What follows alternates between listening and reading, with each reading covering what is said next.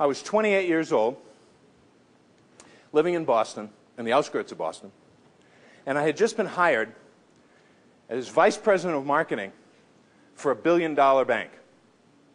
This is a big-time deal. It's in Boston. This is the oldest mutual savings bank in the world. I'm not talking important, I'm talking historic. It's on a big stage, the 6th largest market in the world. And it's just hired a new chairman, and the chairman has been quoted in the paper as saying, we're going to right the ship, because the industry was going through some challenges at the time through deregulation. So I'm there saying, I'm going to help this guy. So on my first day, I've got a pop in my step, man. I'm going to take on the world. I get to work a little bit earlier, and I am immediately, I won't give you the details, but I'm immediately told 3 things. First, the bank is losing money. Let me tell you something. This bank wasn't losing money, it was hemorrhaging. Second thing I learned on my first day in the job, 28-year-old kid, is we're going to lay off 50 people today.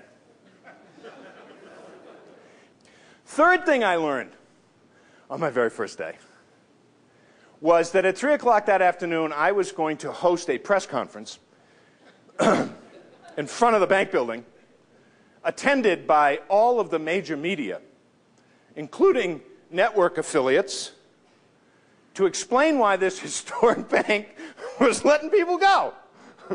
And at 9 o'clock in the morning, I didn't have a clue why they were letting people go, to be honest with you. But by 3, I was going to know that.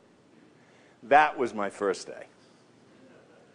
Believe it or not, it got worse.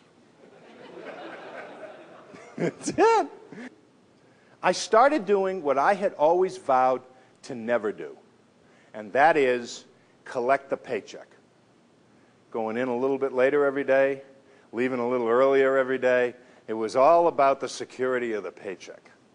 And I felt obligated to do that, because it was 1978, 9. There was double-digit unemployment. There was double-digit inflation.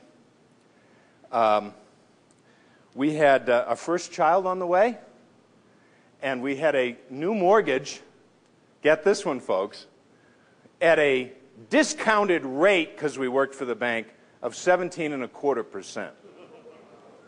1979. You bet I was afraid. I was scared to death. How many people know people who go to work every day afraid? How many of us know people that go to work every day afraid? How many participants go to work every day afraid? How many people live lives of quiet desperation?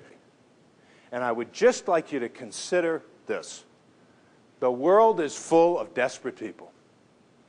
The world is full of people who every day are undervalued, underutilized, uninspired, just counting the hours before they can return to the safety and comfort of their couch. And you get to change that. That's what you get to do.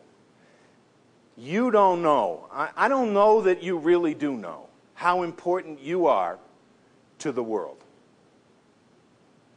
Because you get to change that. You get to help your participants be better.